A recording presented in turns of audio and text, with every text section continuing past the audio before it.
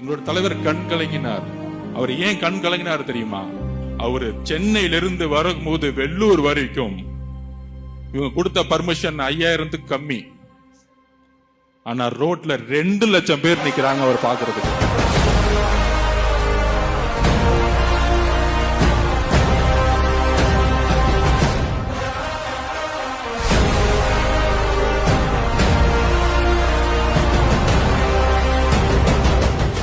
அவர் ஒன்றும் கிளிசரின் போட்டு பண்ணலையே, மன அழுத்தத்தினால பேசுறாரு. எதை பண்ணினாலும் தடங்கல் பண்றீங்க. ஒரு ஊர்வலம் பண்ணாலும் தடை, ஒரு மாநாடு போட்டாலும் தடை, பேசுறதுக்கு இடம் கொடுக்கறது இல்ல. அப்புறம் இத்தனை பேர் தான் அலவுடு, இவ்வளவும் சொல்றீங்க.